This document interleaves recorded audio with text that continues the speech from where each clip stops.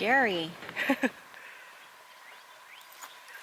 Yeah, it's gonna be in my bucket list. But his eyesight was bad, and back in the day there was no LASIK and stuff. Right. Yeah. That's actually a similar story to me. So I got accepted to the Air Force Academy when I was applying for universities and everything. Showed up day one, they do a medical screening process for you. And before we get started, we always want to make sure our airplane's safe to fly, right? This is the first flight of the day. We just pulled it out of the hangar. Want to make sure everything's good to go before we hop in and start her up and then have some issue, right? So what we do is we start with a flow. Want to make sure that we start in the same spot. We check everything around the airplane that's really important to flight, and then we want to end in the same spot. That does make sure we don't miss anything, right? Okay. So first place we start is our baggage store. So right in here, this is our baggage store. You see, is where we keep all our Can I keep my purse in there? You can if you like, yeah. Oh, maybe we later. Just don't want to forget about it. Yeah. Okay. Oh no, I won't forget about it because my car keys are here. Oh, there you go. Yep.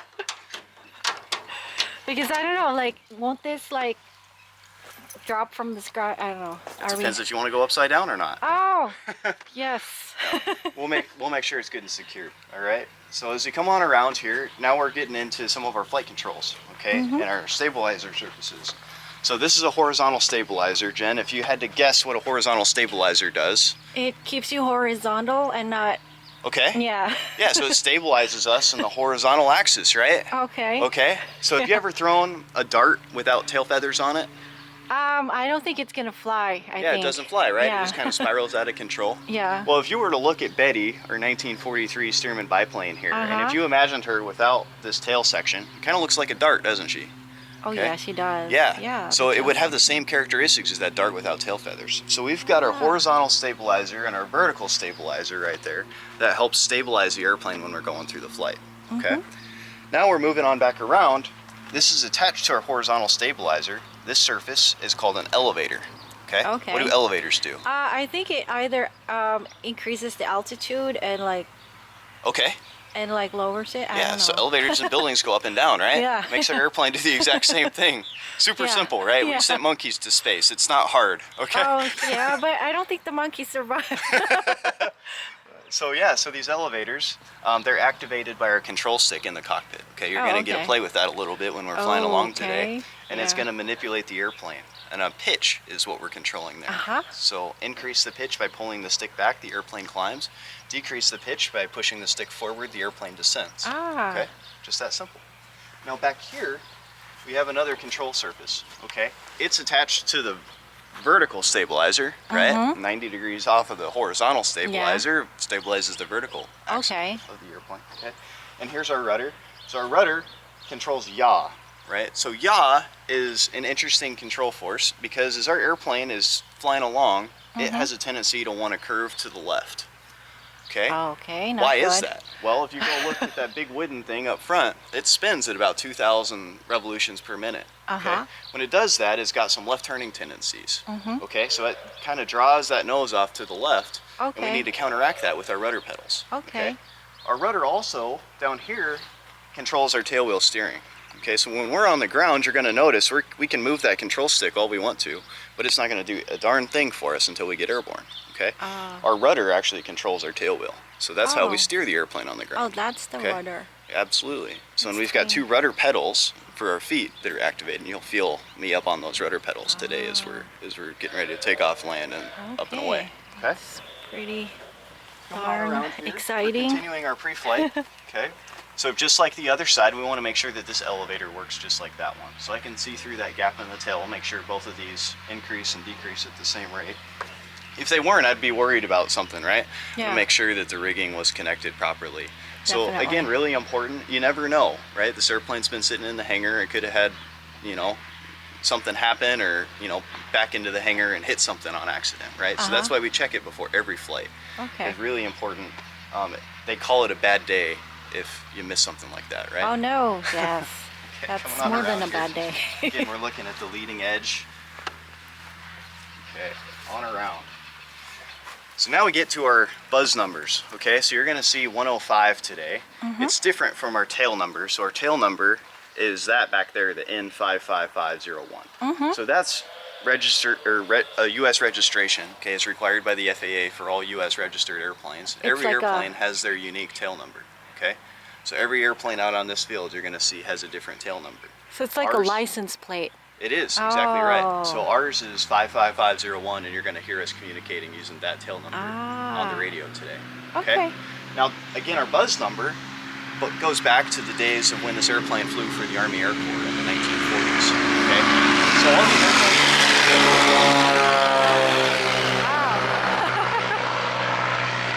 That's a different plane, I think. So all these airplanes are flying along, and back in the 1940s, they didn't have radio communications. Right? Oh, okay. So we didn't have radios to talk to our ground crew chiefs or anything like that. So what they did is the controllers up in the tower would have binoculars, and they could identify different training airplanes by their buzz number. That's why that was important. Okay. So now we're coming on along here, and we get out to our wing. So we want to make sure that our wing's in good shape. Okay. Do you speak any French? A little, no. Okay, that's good. I don't speak any at all, but they tell me that this is a French word, and it's aileron. Okay, so aileron apparently means turn in French. Oh, okay. I didn't know that. I took a year of French. Did you? Okay. Yeah. So that sucks. our aileron controls the turn or the bank axis in our airplane. Okay, turn. So it's like the right, left, like turn signal, like it. Exactly right. Yeah. So that control stick. So it's kind of the steering wheel. So if you turn your steering wheel to the right, the airplane's going to go to the right. You turn your steering wheel or control stick to the left, you're going to go to the left. Oh, okay. So what this does is when this aileron goes up, the other one actually goes down, and vice versa. If you want to go back by the tail and look at the other wing, you can see that. Aileron goes down. Oh. And when that aileron goes up, this one is down. Oh, okay, What it does is it controls the lift on each of those wings. So it's a little bit different speed, right? So when the wind really unique because it sits up so tall, right? You look at most of these other airplanes and they only have one wing. Well, we've got two, so we've got a lot of extra lift and surfaces that we need to verify and inspect here. We're coming on around. So now we get to our tires, okay? So these tires are really, really cool. A lot bigger than a normal small airplane, right? The reason for that is these airplanes were originally designed to fly on grass fields like what we're flying off of today. Oh, okay. Pretty uncommon to have one of these airplanes on grass nowadays because most airports are asphalt, right? Yeah. Well, this diamond tread tire allowed for a little bit of extra slippage there on the grass, so it makes it a lot more controllable during the takeoff and landing phase. Oh, okay. Back in the day, in the 1940s, the Army Air Corps was too busy trying to train pilots to go fight in World War II. Okay, they didn't have time to wait on the winds to be favorable straight down their asphalt runway. So what they did is they'd actually park all these airplanes in a big cleared out field. Okay, now if you have a big circular cleared out field, it doesn't matter what the wind is. You can point the airplane in the wind and take off any time of day, right? Okay. So that really helped accomplish all the training sorties that they were trying to get done so that they could send those aviators off to their next airplane to learn to fly. So it's just like go. Pretty cool, exactly right. Yeah. Fly every day, no excuses, right? And was this ever used to, like, in battle or like in a... That's a great question. This airplane was never a combat aircraft. Oh, I'm glad. Okay. So this is just a primary trainer. So all of the pilots flew this PT-17 or a variant of it, or a couple other training assets during the 1940s, 1950s that they learned to fly in. But this was the pilot maker, okay? The PT-17 Cadet. So they would learn to fly this before they went off to their other airplane that they learned combat in. Oh, okay. So this was just... This is kind of the weed out airplane. And it's actually really unique because a lot of pilots that learn to fly this say this was the hardest airplane they'd ever learned, or they'd ever flown. Even once they got... Even once they got into their bigger, bigger combat type airplanes, they said this is one of the hardest ones to learn to fly. So, okay, that's good to start with the hardest, I think. Exactly right, yeah. Yeah. So it would make you a really good pilot. Oh, and that's made of wood? It is, yeah. So this is a 1/6" wood propeller, okay? It's laminated. There's quite a few different layers. You can actually come down here under the hub and look up and you can see how many different layers they are. But these like propellers are all handmade, okay? A machine can't accomplish this level of craftsmanship. Because what happens is you have to get each of those layers exactly the same and then bent and layered exactly the same to form what's called the pitch of the propeller. Okay, if you were to take a cross section of this propeller and look at it and compare it to our wing, it's going to look nearly identical. Okay. The reason for that is we want it to be a wing. We need it to produce thrust. Okay, thrust, all it is, you notice this propeller is mounted vertically instead of horizontally, right? So when that propeller turns, it produces lift, which lift in the forward direction we call thrust. Okay. Okay, pretty cool. Now back here, behind the propeller, is our 7-cylinder Continental engine. Okay, so this is a W670. It has 225 horsepower. Okay, and you notice there's something different about it, right? If you were to try to put this in your Volkswagen, it's not going to fit, right? Yeah, it's really big. Okay, this is, believe it or not, this is actually the same engine that they used in Sherman tanks back in World War II. Oh, really? Okay, yeah, pretty cool. The reason for it is it's an extremely resilient engine. Okay, the reason they don't use them anymore is because this airplane used to have a crew of 3 to get this engine started. Today it's just 1, so we get to do what's called airplane yoga. Okay, and you're gonna see that here in just a minute.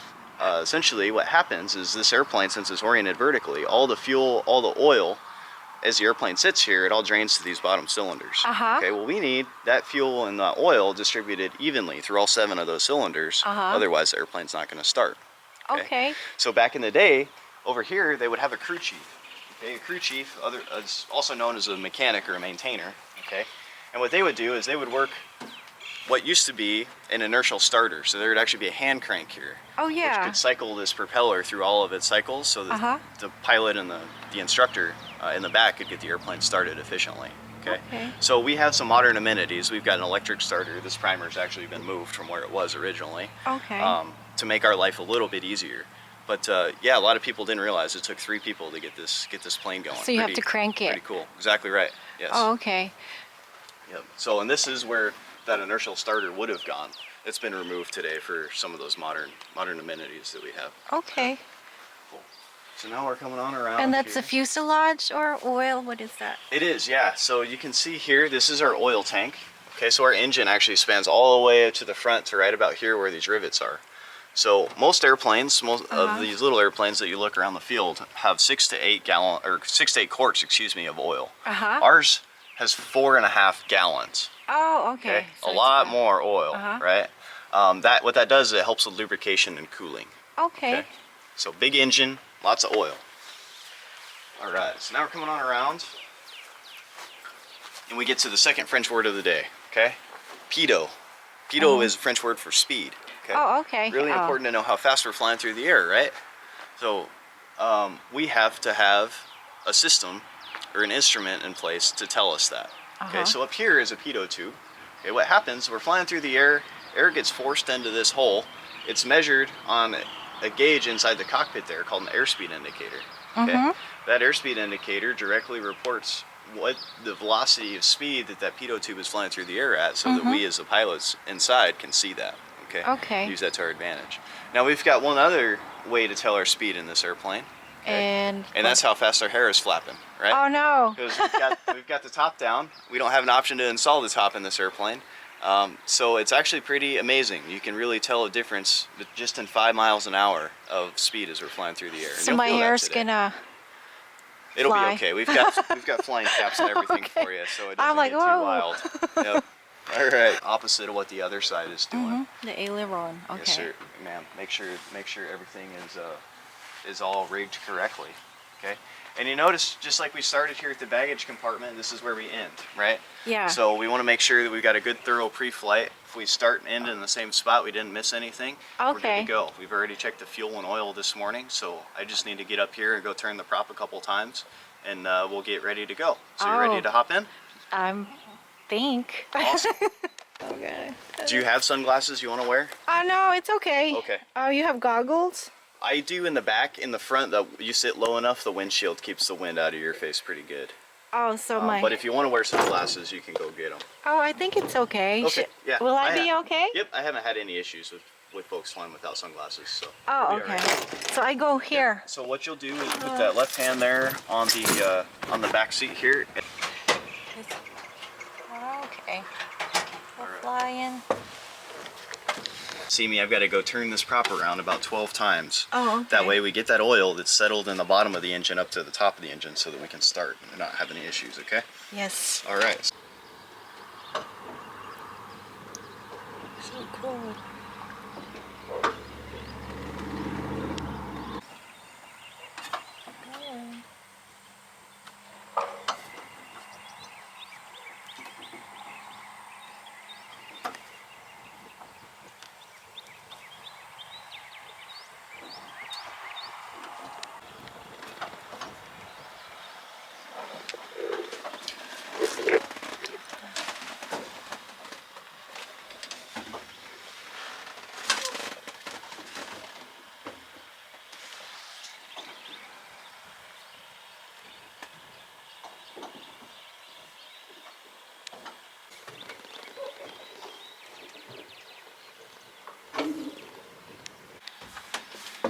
So here we go.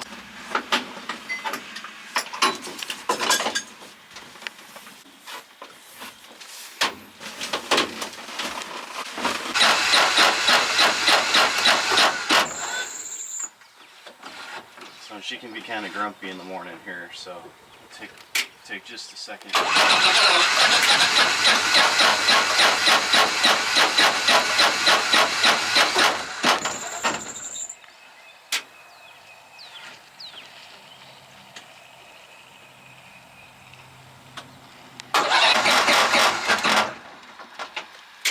Almost there. Yep.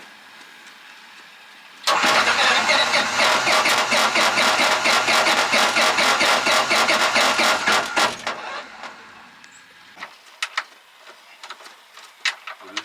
Yeah, ½ inch.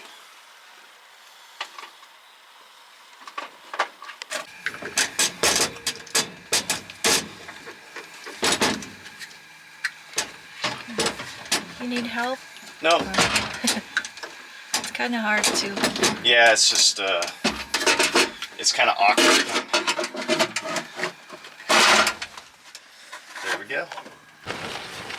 And where do you put that heat? So it just goes right on the exhaust there. Oh.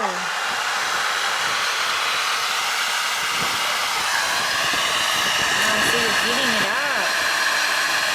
Ah, cool. And then does this temperature go up? Yep. Or how hot does it have to be for it We want it to be right around 35 or so degrees, and then we need to take off, and it's got to be 40 degrees.